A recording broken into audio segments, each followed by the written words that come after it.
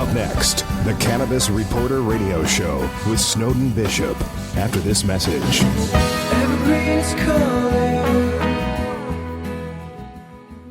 Most people don't realize that cannabis is serious business that requires serious technology solutions. Hi, I'm Terry from Sunstate Technology Group, where we are seriously proud to provide technology and security systems that help cannabis companies compete and succeed. From planning and expansion to hardware and daily IT support, I'm here to tell you that having the right technology is critical to security and smooth business operations. Partner with a technology team that understands the unique needs of this industry. For details, visit sunstatetech.com/cannabis. sunstatetech.com/cannabis. And now, it's time for the Cannabis Reporter radio show with Snowden Bishop. Listen in as Snowden interviews cannabis industry pioneers, marijuana experts, policymakers, medical practitioners, patients, and other amazing individuals with compelling stories to share. It all happens right now. Here's the Cannabis Reporter, Snowden Bishop. Evergreen is calling. Hi, and welcome back to the Cannabis Reporter radio show. I'm Snowden Bishop, and I'm happy you could join us. I was surprised to learn that cannabis is the most frequently searched term on most common search engines. That, according to Newsbank, which is a major distributor of news and educational content serving institutional subscribers and libraries in the government, academic, research, and military sectors. That tells me that the demand for credible information about it is insatiable. Fortunately, there is no shortage of information about cannabis online. A simple Google search for the keyword cannabis yields more than 242 million results. It's daunting. But it hasn't always been that way. I remember when we first registered the domain for the Cannabis Reporter back in 2012, there were maybe a dozen websites catering to cannabis advocates, only a handful of credible websites where patients could learn about medical marijuana. Just 2 years earlier, in 2010, when I wrote my first article about hemp, it was nearly impossible to find anything about it online with the exception of a few advocacy websites, some historical data, and a lot of anti-marijuana propaganda conflating it with cannabis. Information available online was largely conjecture, with both sides of the marijuana debate making a case to support their position with very little in terms of verifiable data to back their claims. Times have changed. Just in the last decade, we've seen scientific research grow exponentially. State regulation has provided real-time data about drug use and related crime that debunk drug war myths. Hundreds of new cannabis brands are launching to meet the overwhelming demand in states where it's legal, and more states are legalizing it for medical or adult use. With a vast majority of Americans now favoring some form of legalization, and a warming attitude about ending prohibition brewing in Congress, it's only a matter of time before cannabis is legalized countrywide. It's the Wild West, and the anticipation is truly palpable. It's no wonder there are so many media outlets catering to advocates. But with so much information now available to consumers, sorting through it to determine what's credible and what's not is still a daunting task. With all of the excitement about the emerging industry, there's bound to be a lot of hyperbole and unverified claims being made by well-intentioned enthusiasts. As interest in cannabis grows among mainstream audiences, patients are beginning to rely more and more on information they find online in order to make critical decisions about treatment options. The need for factually sober information is becoming more and more critical.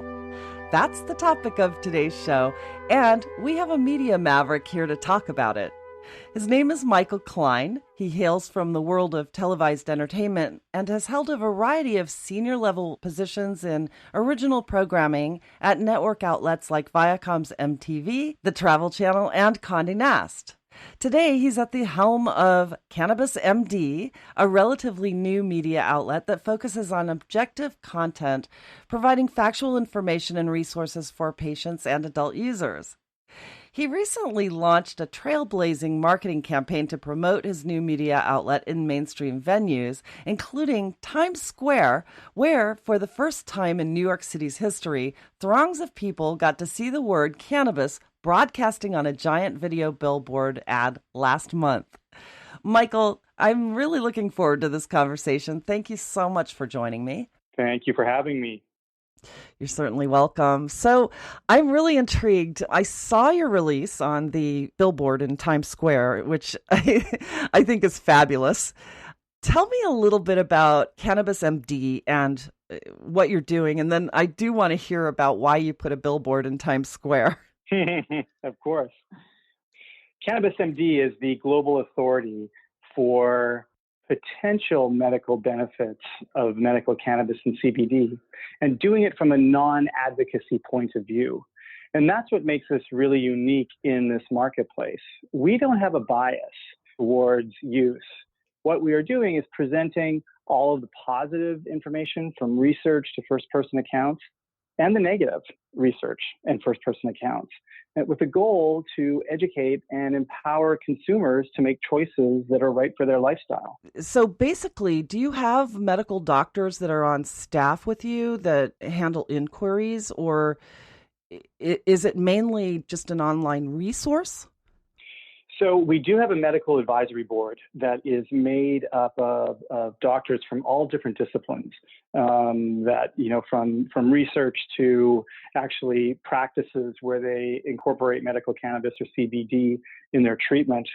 The content is all original, but it's driven not by necessarily incoming questions per se, but what we've been doing is we identify audiences around certain need states. So it could be anxiety, it could be sleep, it could be pain management, and create original content within those arenas that really engages that audience. See, I love that you're doing this because there are more resources now than, say, when I started doing this that are available to consumers online. But when it comes to the focus on the medical, there's still just such an absence of credible information that's out there. And so kudos to you. This is a really good service that you're providing, I think, for the consumer. But, you have a journey too, and I want to hear about that. Like, what got you going into cannabis to begin with? Well, it's exactly that reason, to be perfectly honest. Years ago, my father, who was suffering from a number of different ailments, called and he said, I'm thinking of trying medical marijuana, as he called it, for my pain. He lived in British Columbia, Canada. And I said, I think that's a great idea. So, in Canada, cannabis has been legal for medical use for quite some time. Of course, it is now available for adult consumption, late last year. But at that time, he could go to his doctor and get a prescription, which he did. And then what?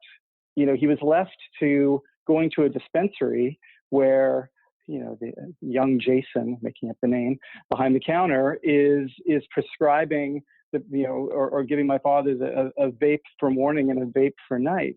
And I'm sure Jason's a nice kid, but why is he guiding my 78-year-old father through this journey? So for me, as a caregiver from a distance, going online, it's like TripAdvisor. You don't know if this content is verified, if it has authority, if it's truthful. It's so confusing.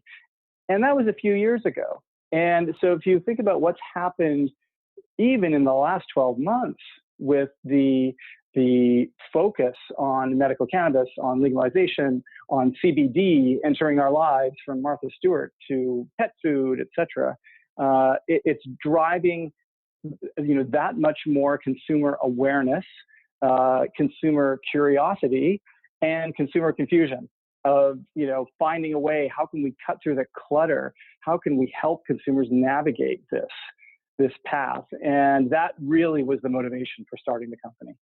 You raised a really interesting point. I did a show on this a long time ago, that we're relying on bud tenders to provide medical advice because the medical professionals really just aren't there yet. And That's quite frustrating for a patient, I would think. I mean, I'll never forget my first experience going into a dispensary and just asking questions of the people behind the counter. And there were a couple of people who really did know what some of the uses of different cannabinoids would be. But there were a couple of instances where I walked into dispensary and was told what was going to give me the best high. And I didn't want to know that. I wanted to know what was going to be the best for whatever was going on. And just asking those questions from a journalistic point of view, but as a patient, going in and asking the questions as if I were, really seeking out that advice. And it's really interesting because I just felt like the patient was going to be left hanging and had to go and do their own research online and find some of the medical providers that'll get on the phone with you and talk to you about what these different things do.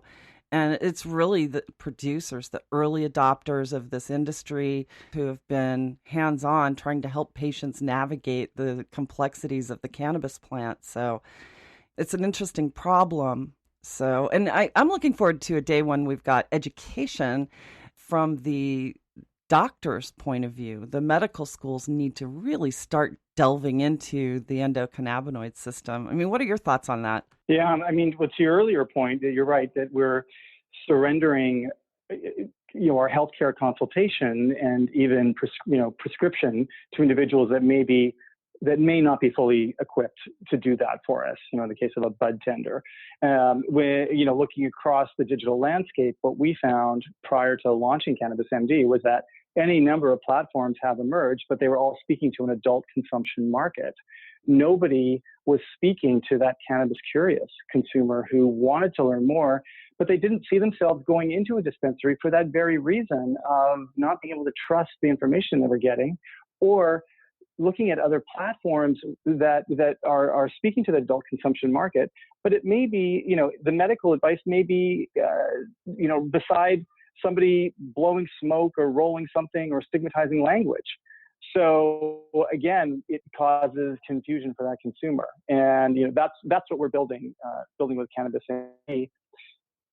Certainly, on the institutions around the world that are doing research are limited, and you have to say even in the U.S., the UCLA Cannabis Research Institute is certainly ahead of the game.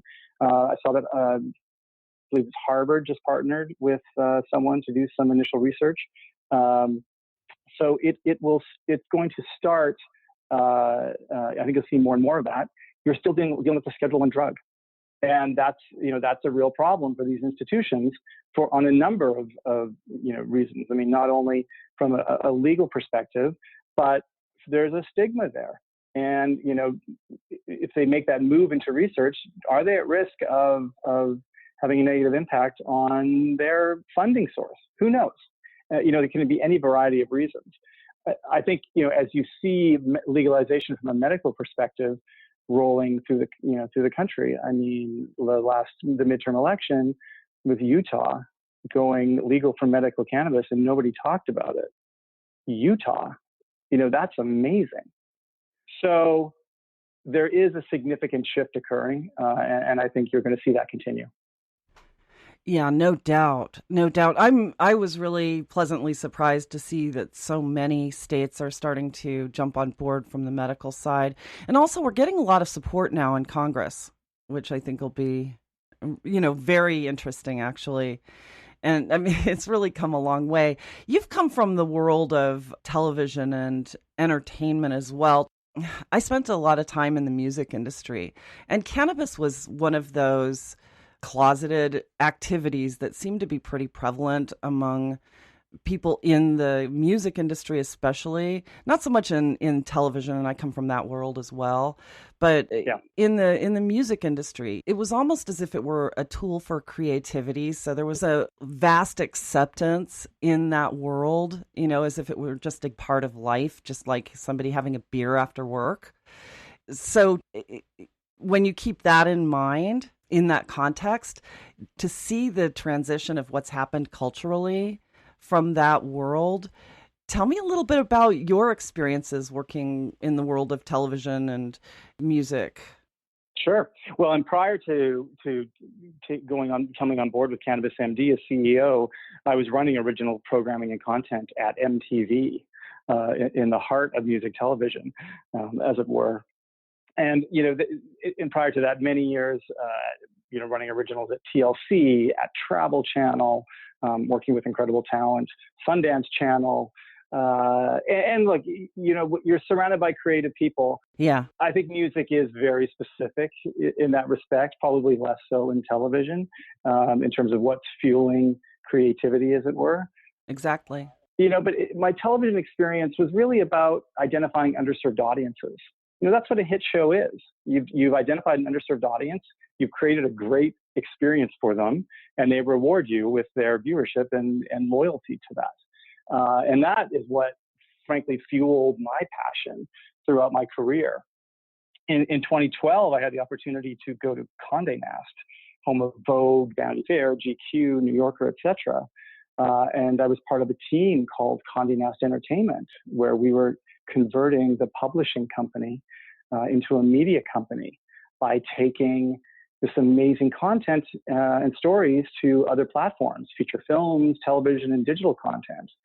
And so I initially launched the television side of the business, and then took oversight of our digital channels and launched 20 channels based on the brands, the Vogue channel, etc., creating original content experiences for audiences. And in that case, it was 18 to 34-year-olds, underserved to the degree that they've abandoned television.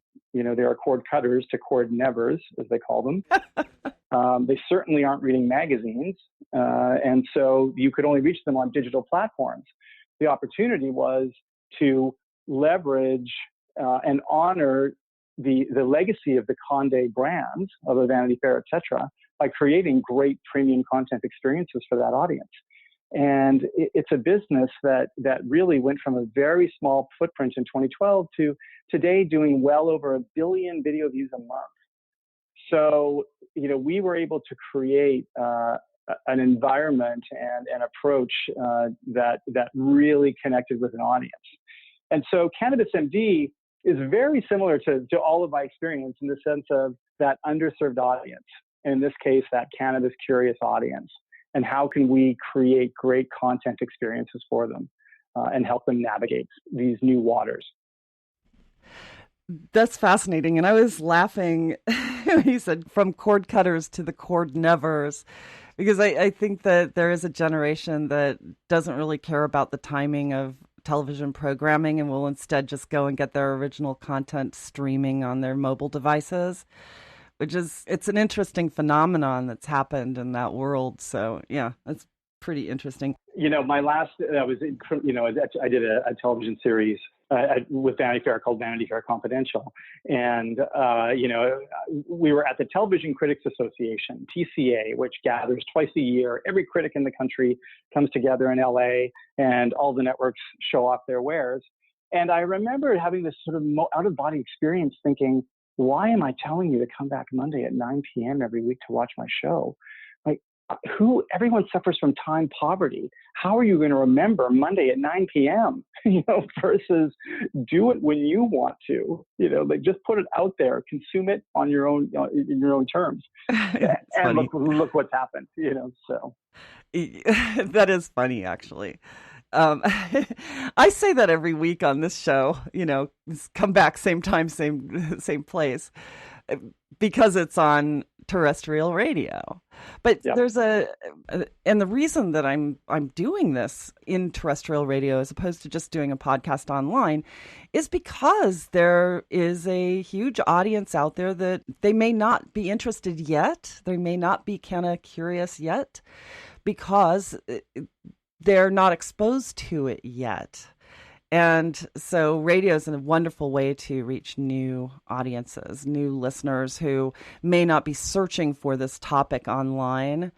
And, I feel that there's a big need to sort of normalize cannabis in advance of removing it from Schedule 1 of the Controlled Substances Act.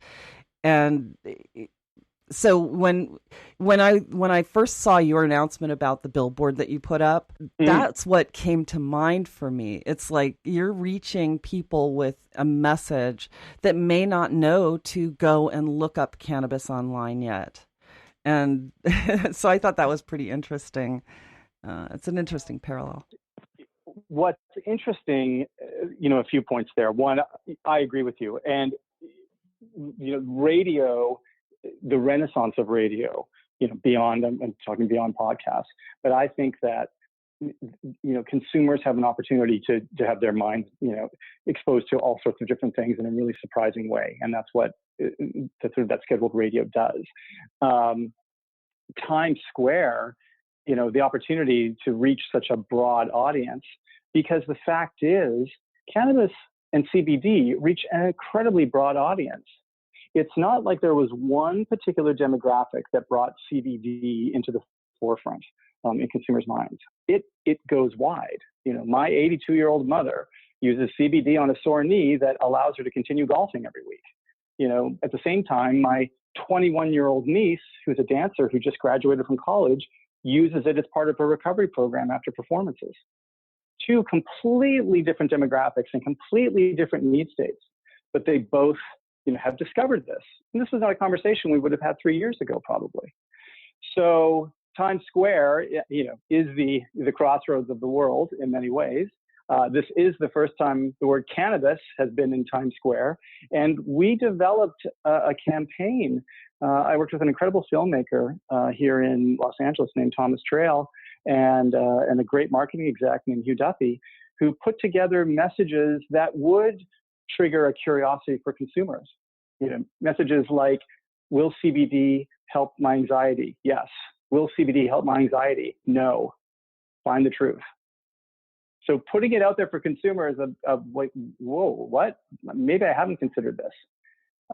And listen, Times Square is an attention game. You got a lot of clutter. There's a lot going on. The creative was actually a throwback to old neon signs. So big letters flashing to cut through all of the video and everything else that's going on there. So very, very pleased with the campaign. Yeah. Well, there's something to be said about the word broadcasting. Back in the day was really meant to say, mass media going out to everyone. It wasn't like narrow-casted cable television stations, where people just go and they choose and they listen to their own tribe. And in culture today, that's it's sort of a metaphor for something that is lost, and reaching masses in that way, so that everybody has this collective sense that they're all learning something together, as opposed to, one side going to Fox News and the other side going to MSNBC. You know what I mean? But there's a huge learning deficit, I think, because of that. And it used to be that people would, when something happened in the nation, everyone sort of rallied around the same message that was coming out of the media. It wasn't, it wasn't tailored to the audience the way that it is today. And I think with cannabis, a lot of the media outlets that focus on cannabis for many, many years were basically preaching to the choir. So how are you going to reach the people who, it was drilled into their heads? You mentioned your mother, for example. She grew up in that generation, even before the Controlled Substances Act, when they were still drilling into people's heads the devil's weed concept that came out of reefer madness in the 1930s. And so there's like a whole generation of people who, even still to this day, I run into people, and when I tell them what I do, they look at me cross-eyed, and, all of a sudden I'm a hippie in their eyes, as opposed to, younger people who have had a little bit more interest and exposure without having that reefer madness message drilled into their heads. They'll look at me and go, oh, that's cool. Right. And then people my age going, I didn't know you were a pothead. And I'm like, I wasn't, and I still am not. No, But that's a lot of the work that has to be done. You had said earlier the notion of normalizing cannabis in culture. But I think before you can get to that stage, we have to still do some destigmatizing of it. And that's part of the Times Square campaign is really, it gets to the stigma piece. Because that's the stuff that people would hold on to or prevent them from considering CBD or medical cannabis as part of their health and wellness regime. You're right. Younger generations have a very different approach to this and acceptance of it. But that continual destigmatization goes a long way. I think what I find interesting too, on the network side, you're right. Suddenly rather than, everyone rallies around a message, they're rallying around a message to the audience they're talking to, which from a linear television side is also a strategy that's necessary today. In order you have to stand for something to cut through, because audiences are being bombarded with messages from so many different places. What I love that we can do with Cannabis MD is we create social currency for the audience. So we're giving them insights into CBD products and potential benefits they may have on sleep or beauty, or benefits that actually there is no benefit to that, making it up, CBD mascara, although there is a CBD mascara on the market. But that's social currency that can be incredibly valuable to a consumer. I mean, my mother has social currency with her group of friends who, as you say, grew up in a very different generation, but she has discovered something that is very positive for her. And she's happy to share that with them and sort of open their eyes to it. So it's a very interesting time that sort of where the messages are coming from and what people are doing with them. Yeah. But the one thing that I really love about the cannabis movement is that it isn't divisive in any way. So, in other words, there are certain hot button topics these days that will send people running to their own demographic corners or their own political corners. And then they're locked in and it's like the other side is stigmatized almost the way that cannabis was in the 1930s. But people are drawn to cannabis for apolitical reasons, so it's one of those issues that when you take it into politics, it's not so divisive in terms of, one side holding on to a no vote and the other side holding on to the yes. I think that cannabis can be good for every political position because, it could be good for the economy. It could be good for social justice. This movement has so many benefits to society that benefit all sides of the political spectrum. So it is unifying, if you will. Well, it'll be curious to see how history looks back on the Farm Bill and Mitch McConnell and how that in sort of one foul swoop, legalized hemp and changed the conversation. Not only stimulating opportunities for farmers, but suddenly CBD, moved into the marketplace at velocity, outpacing the ability for any regulatory bodies to actually put some, give it a framework. We know the FDA is now starting that process, but it is curious. So you're right; it's not necessarily a divisive issue, but people are trying to figure out what to do with it now. Yeah, I thought that was an incredible move, and it seemed to happen so fast once the ball started rolling on that issue, and I was quite surprised that it passed so overwhelmingly. But here was the problem with it too. Just before that passed, of course, Epidiolex became a medicine in the FDA's eyes. So now all of a sudden CBD that was in Epidiolex was removed from Schedule 1 and moved down to, I think, Schedule 3 or 4 or something like that. But what that did for the rest of the industry, it created this tsunami of confusion because nobody seemed to know what that was going to mean. And all of a sudden the FDA sent out notices saying, well, CBD is illegal except for Epidiolex, and we have to be fair to that manufacturer who spent millions of dollars researching it. So now nobody else can use it in any food substance because it's now a medicine.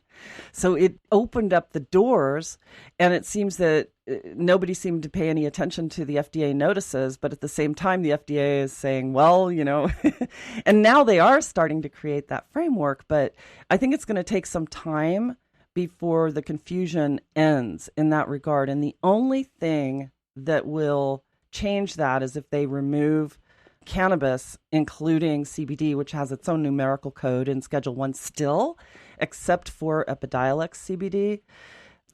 The only thing that will change all of that is when they remove CBD and cannabis in general, or marijuana as it's labeled in Schedule 1, when they remove that from Schedule 1.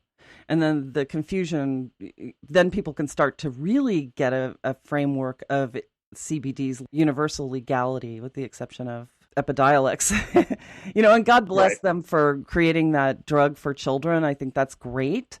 But at the same time, it really sort of put a monkey wrench into this booming industry, which is, one of the fastest growing industries of our generation anyway. That's right. Well, listen, the FDA had their listening day, I guess they called it, a few weeks ago, which didn't necessarily give clarity to what the roadmap will be. You are seeing states taking it into their own hands in terms of how they're dealing with it, which continues to cause confusion, but it also signals, they're getting ready, they're moving. They're moving ahead. They see the opportunity here. I mean, yes, part of it's the consumer need. The other part is there's great taxes to be made. They see the business opportunity. So, some of the theories, of late are that the FDA may kick it back to Congress and say, like, look, the FDA has been pretty clear. This is new. We don't know what to do. And if they may put the onus back on Congress, then who knows? Does Congress just kick it to the states and the states figure it out? Epidiolex changed the world with that product. It is remarkable. But the greater CBD business is so interesting because it really did come from small entrepreneurs who brought it up, and that recognition suddenly came into society, into the cultural conversation. It wasn't one large corporation who came up with it. It was these smaller farmers and others. So you hope that at the end of the day, there has to be some form of regulation to keep consumers safe, because right now you've got a marketplace flooded with high-priced, products that, a herbologist at a shop that may try to sell you for $150, or you have, CBD at your local bodega in New York for $20 that probably doesn't have any CBD in it. So something has to happen. Some framework needs to be created that doesn't push out those that pioneered this and are doing it from an authentic place, but something that does remove the bad actors from the conversation. Yeah, absolutely. Well, there's one, I've mentioned this before too on this show, but there's one really big advantage to the fact that cannabis has been in Schedule 1 while the industry developed. And that is that it did give the opportunity for those who were truly passionate about it to get their feet wet in the industry, but not only that, take a foothold in the industry, so that it didn't. So that it wasn't driven by the big corporate interest to make it more mercenary as an industry, if that makes sense. I don't know if that's the right way to couch it, but yeah, so it gave an opportunity for the people who are passionate about the industry to develop the industry first and establish the sort of holistic nature of the plant as a healing tool before it turned into this big chemical run them off in China pills by big companies who wanted to sort of bastardize the true nature of the plant. And I hope that as they establish these regulations, that they do keep that in mind and don't favor the profit side of it as much as they favor the doing it right side of it.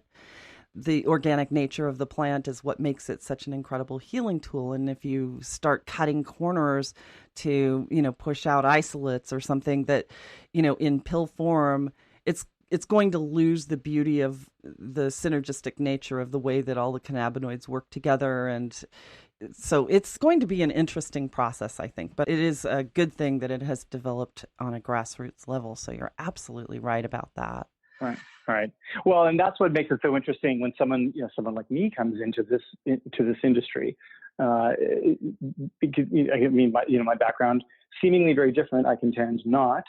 Again, when you talk about the underserved audience piece of it, but more and more, you're seeing individuals that are, if they're not coming from investment banks, they're coming from large CPG companies to run CBD companies or medical cannabis companies.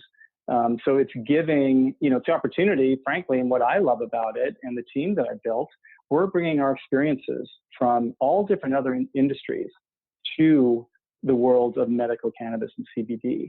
And some really exciting things happen as a result of that.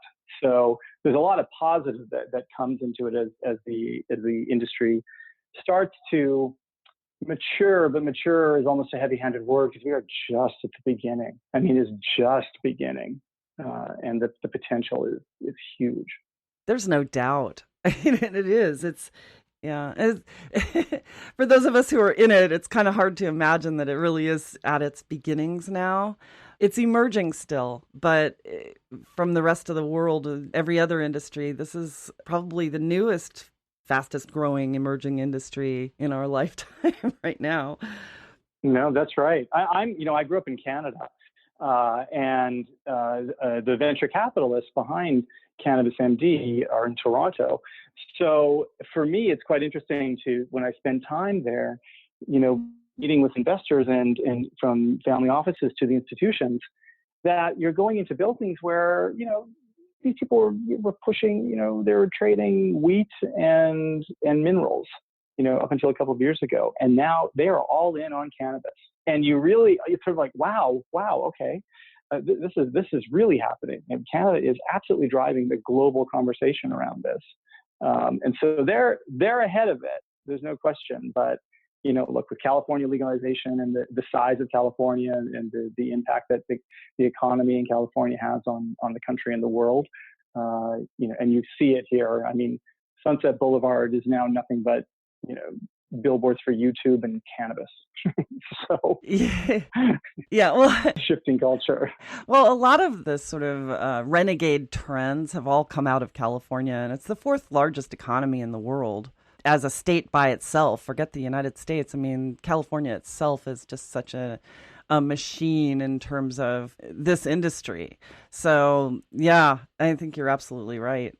But it's interesting to be in this space right now. So what are your goals for the future? What's coming down the pike for you? Well, we're just getting started in many ways. We launched the platform in fourth quarter of last year. And, building out our editorial teams, increasing the amount of content that we're creating. Again, as I said earlier, you look at what's happened just in the last few months, with the Martha Stewart announcement or the announcement of, large retailers and pharmacies that are now selling CBD products. So again, consumers that are being exposed to this and wanting to understand it. Look, I think you'll see a correction in the CBD marketplace with, as I said earlier, between the good ones and the not so good ones. You're seeing technology that's emerging in new businesses, laboratories that are coming online that are really changing the game with respect to consumer safety, particularly on CBD products. So for Cannabis MD, it's about keeping consumers safe and educated. It potentially challenging their stigma, and having them set it aside to see that there may be something here that could help them. So we'll see that growth continue. Very fortunate that as we grow, we're attracting really interesting voices from the medical community that didn't have a place to go because they didn't feel comfortable on other organizations that were targeting strictly an adult consumption person. They wanted to be in a place where they felt there was an authority voice on the medical side. So it's great for us that we can, those voices are finding us and we're finding them and giving them a platform for which to tell their stories. So you'll see, I think you'll see tremendous growth with the company. As society continues this consumer acceptance that is undeniable. Well, you know what? It sounds like you're off to a really great start with this. And when you talk about growing out the editorial side of it, are you also planning to move this into television at all? Well, first of all, we're looking at other verticals that it makes sense and where we're really seeing there's an audience need. The A to Z health of it all, and it's everything from epilepsy to sleep disorder to sexual health. You're seeing audiences, certainly circling and gathering around those subjects. But we're building out our food vertical. We have an incredible food editor, Chef Andrea Drummer, who is one of the growing voices within the medical cannabis and CBD cuisine world. She herself used to be an anti-drug advocate and discovered medical cannabis for pain management, her own pain management. And while she was at Cordon Bleu, had a chocolate peanut butter moment where she thought, well, food, CBD and medical cannabis. And so lots of exciting content coming from her, building out a sports vertical, pets, weight loss. So as we see consumers wanting to discover more unexpected applications, we'll see content experiences there. Beyond that, video and podcasts are an important part of the business. And we've been approached from a streaming service about television, quote unquote, content. So we'll see where that takes us. But right now, across digital platforms has really been my focus and where I see our greatest growth opportunity. That's amazing, actually. So I think it'll be interesting to see how some of these channels pan out too, because I've seen a lot of, I guess, production companies that are trying to start networks, and they're doing it online right now. But some of them have been talking about putting them into streaming services that can be seen on smart TVs, for example. Mm-hmm. And yeah, it'll be an interesting thing. And we've been approached too to try to convert the Cannabis Reporter radio show into a video podcast. And I've been contemplating this, and occasionally I'll do some of these interviews on video just so that I have that content to draw from later. It's all in the archives. But yeah, so I think there's room for this now. And I think that the acceptance level is up in the more general audiences that are not narrowcasting to just cannabis lovers.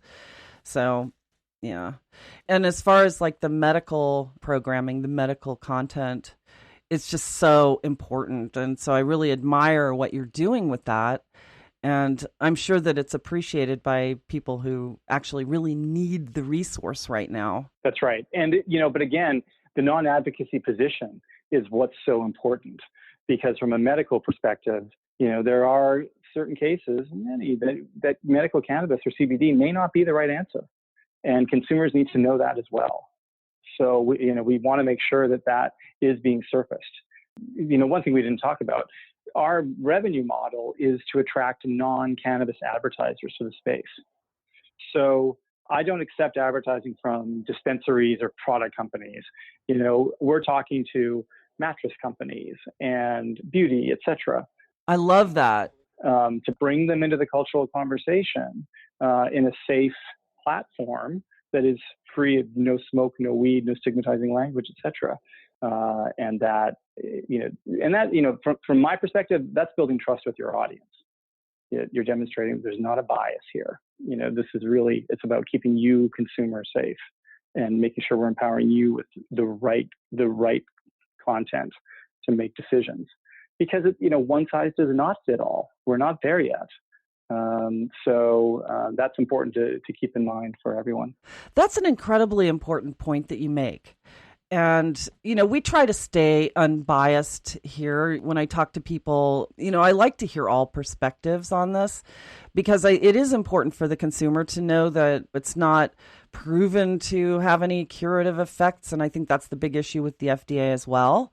Right now, they object to these companies putting out all of these testimonials. Oh, I cured my stage 4 cancer with cannabis. Well, that might be true, but somebody else who's reading that might say, oh, I'm going to forego my chemotherapy and just try cannabis, and they go and buy it from their local dispensary or whatever, and they don't know what's in it.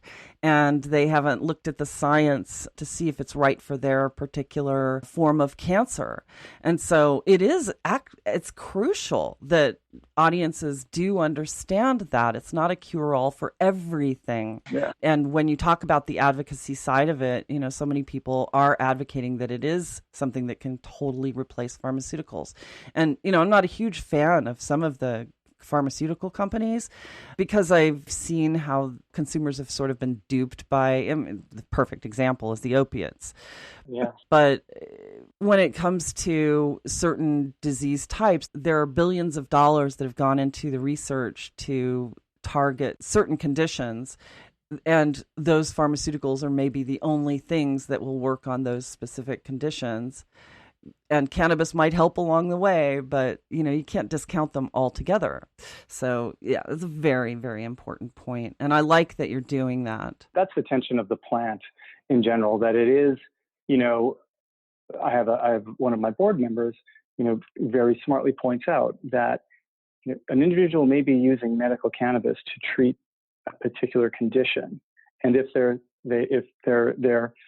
intake is through smoking it, they can hand that to the next person. It suddenly could become that person's recreation.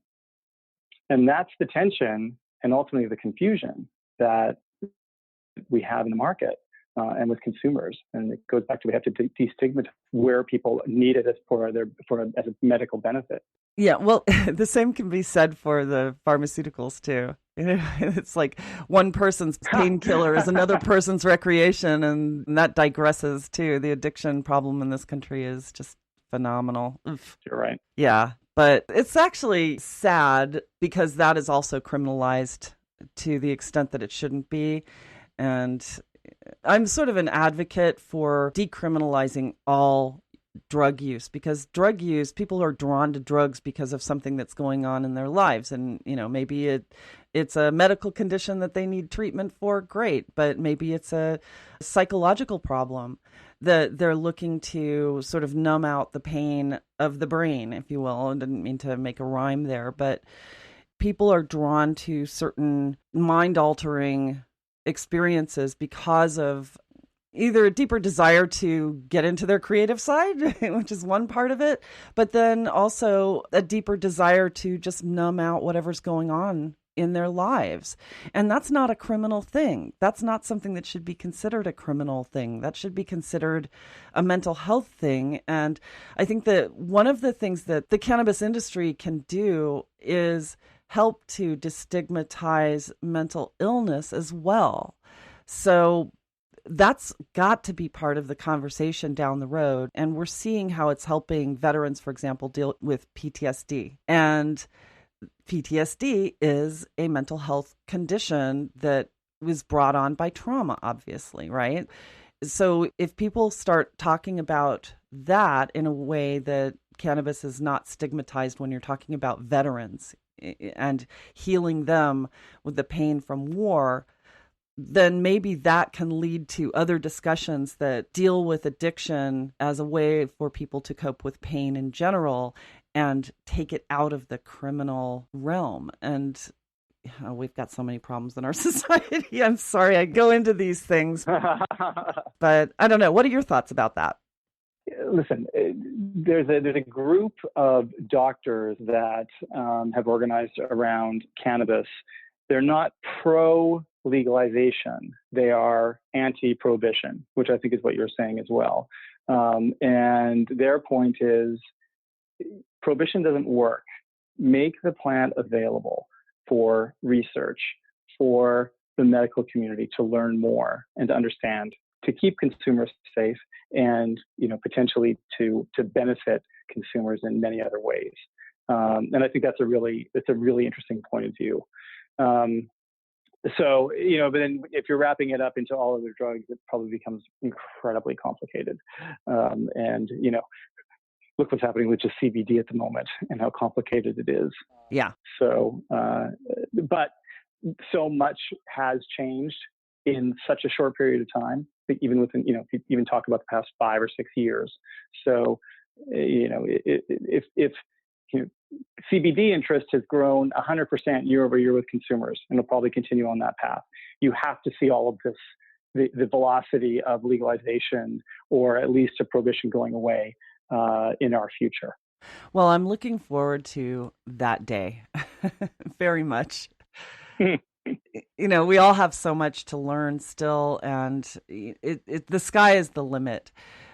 So on Cannabis MD, are you also delving into some of the science behind more sustainable product production, for example, and think that ultimately have something to do with health, or are you mainly just focused on the medical as it applies to like the human body? Well, I think what certainly focused on the impact that medical cannabis or CBD can have on the human body, and from either from an ailment perspective or overall health in some way. But we are very human focused in that respect, versus going beyond that, where there may be other applications. Not to say that we wouldn't cover that as we move on. That's certainly if you're curious about one thing, you're going to be curious about the next, and we want to make sure that we're addressing consumer need across the board. The reason that I was asking about that is because we have some issues with like GMOs and glyphosate and stuff like that cannabis, CBD particularly, can help to protect developing brains from the damage that is caused by consuming GMO products or consuming meat, for example, that has been tainted with hormones and that sort of thing. So I was just curious if you were going to take that as a vertical in your platform to address some of those issues that ultimately do affect human health. Well, I think so much of this is going to fall under what's happening from a regulatory perspective. And for that, we will absolutely cover it because it does have an impact on your health. Right.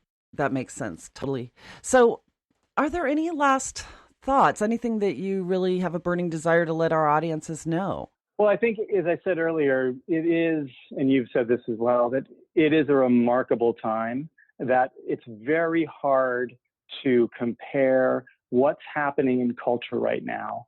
The fact that this is hitting consumers from all different demographics, all different kinds of need states, what it's doing from a regulatory perspective, the discussions that are happening sort of at all levels of government around it, and how we're creating an entirely new category and new industry. And the innovation that is coming out of that is so exciting. And I think that should be inspiring to people, no matter where they sit on the fence, on which side of the fence with respect to legalization or not, or if they would consider it for their health and wellness.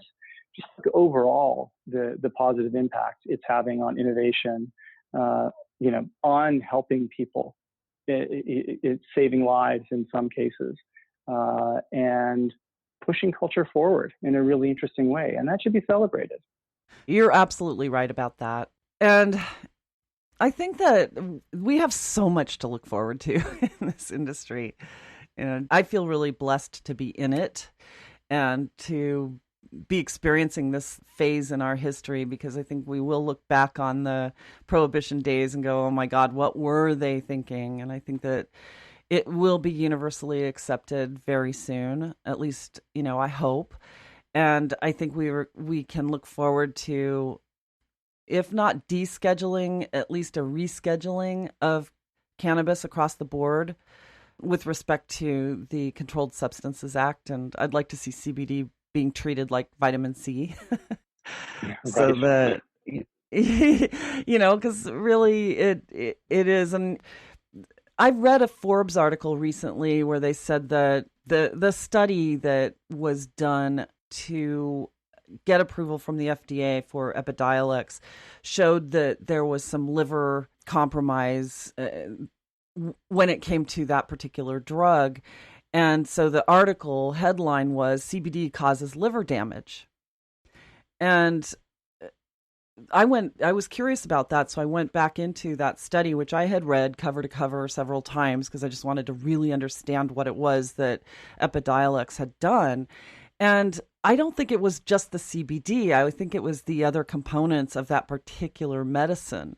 but it wasn't clear when I read the study. So it would be interesting for someone to go back and do another study just with CBD without any other components and a completely natural extraction, like a steam extraction process, steam made with the purified water, so that you've got a very pure cannabinoid to test against the liver to prove or disprove that particular theory. Because I'd hate for people to all of a sudden go, oh, well, CBD causes liver damage, I'm not going to take it because I might be at risk.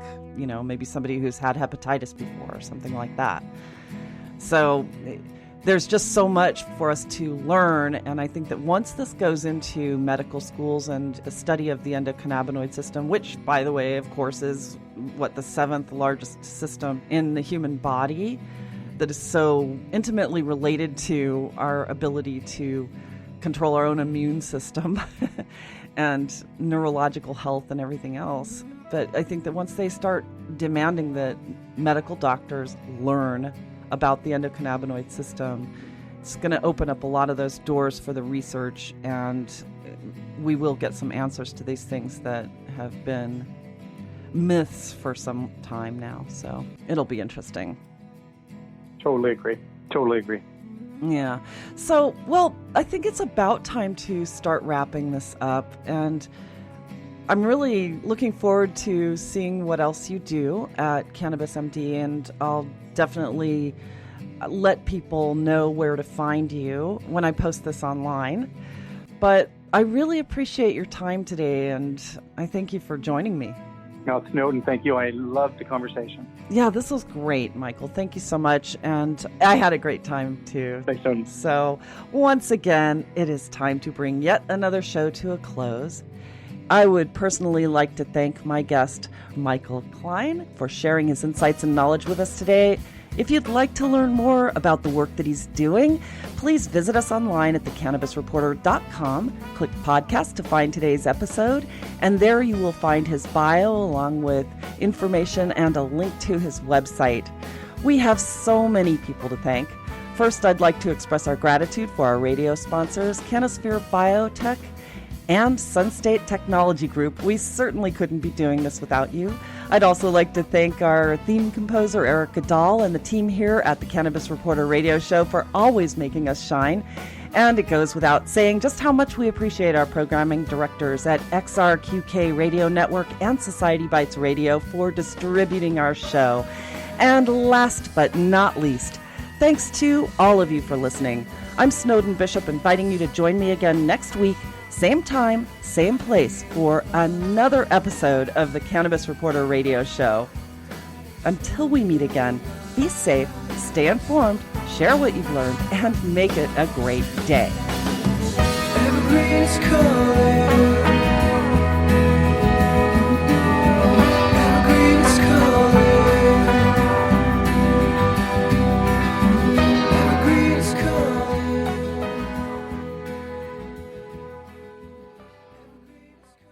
You're busy, running around from work to kids to evening events. Healthcare shouldn't be adding to your daily running around. Simplify your healthcare with Healthterra. For only $15 per month per individual or $18 per month per family with up to 9 kids, by the way, you can eliminate doctor office visits with 24/7 access to doctors via phone, video, or the mobile app. Not only do you get prescriptions filled over the phone, but save up to 85% on those prescriptions. This is a supplemental plan and not insurance. Healthcare made easy. Healthterra.com.